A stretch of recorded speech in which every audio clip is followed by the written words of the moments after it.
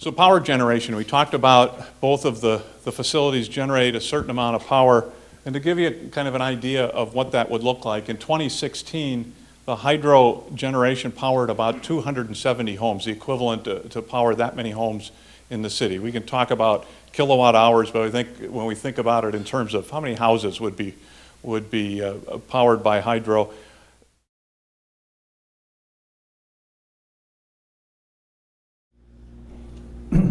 Sure. So in this case, these dams are what we call run-of-river for the most part. They're not really managed for flood control. Some dams, bigger dams, larger hydro dams are sometimes managed to store water.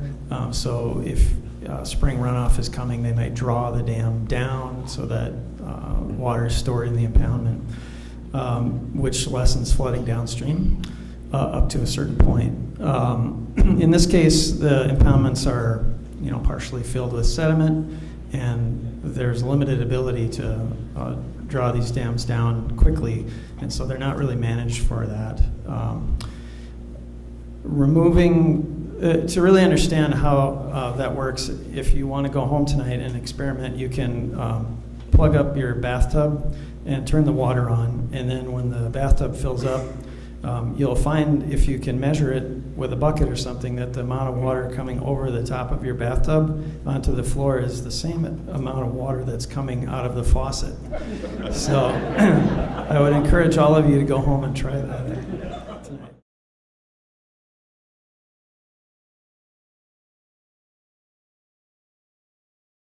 I took a smaller slice, and I picked this slice from 2010 to 2016 because it does represent one of the strongest periods that the city's had over that period of time, representing nothing more than the potential of what the hydro facilities can generate as they're fully maintained and operated and are working at their best. So over this period of time, so this is 7 years, just over $1 million in overall sales, $633,000 in allocated expenses, and a profit, our net revenues of just over $450,000. So about double what the average over the 31-year period. And again, I think it shows that in those periods when there's not a lot of capital investment going on, and when the city's made investments in improving the hydro facilities themselves and the generating facilities, that they can generate a significant amount of revenue for the community.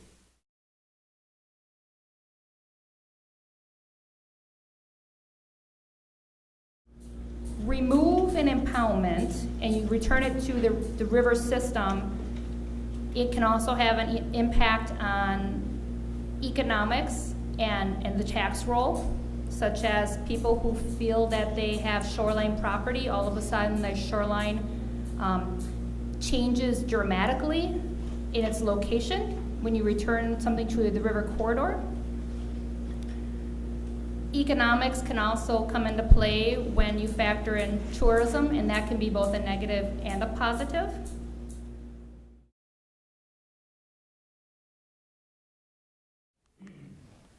Again, here's the list of pros and cons for license surrender, and this is assuming that the dams are removed. There are some other scenarios where you could surrender without removing the dams, but for the pro-con list, we're talking about license surrender with dam removal. So some of the pros of surrender are you could restore the river, restore the fishery, improve water quality, and through the corridor planning process, you could decide on some parks and green space that you may want to include in the river corridor. You would enhance river recreation opportunities. So some of the fishing opportunities or possibly even canoeing or kayaking would be enhanced through surrender. There would be no dam maintenance costs in the future because they wouldn't be there. And then it would also cause an aesthetic change. So some people would rather see a river flowing through the city. And then again, on the con side, aesthetic change for those people who like the look of the impoundments, Lake George, Lake Louise, for them that could be a con if they don't want to see that visual change. Other cons, you would have no production of renewable energy production from the hydros themselves.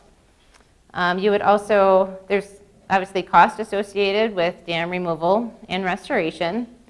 And with the removal, basically with the change in the status of the facilities, you would need to do a historic American building survey, and historic American engineering record documentation. And I just put that on there as a con because it is, a bigger cost to the project. It's, there's a few different things that would increase the cost, but that is one that would jack the cost up again with that option.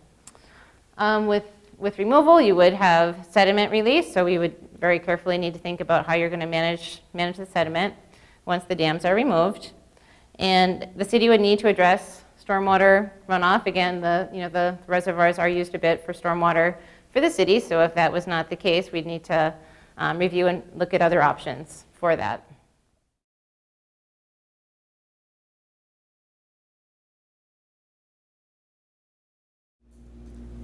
Obviously, there's a lot of topics and discussion on sediment transport. The sediment that's there now has to go somewhere. There are a variety of options on the table. They all have their own pros and cons. Sediment is not going to stop coming into that river system. And a key to all of this is how are you going to deal with the sediment you have now, and how are you going to deal with the sediment that keeps coming?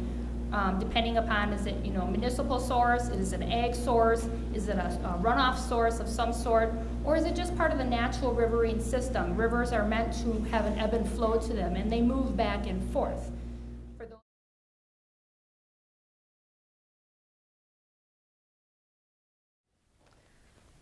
Another question we often get is what's the cost to relicense versus surrender? So these are estimated costs. So for relicensing, and I'll say up front that these costs are just for the FERC-related documentation and approvals. It doesn't include any cost for repairs or removal. This is just for dealing with FERC. So it's the cost for submitting your license, doing studies, and doing some, basically coordinating with FERC, resource agencies, and stakeholders. All those things have a cost.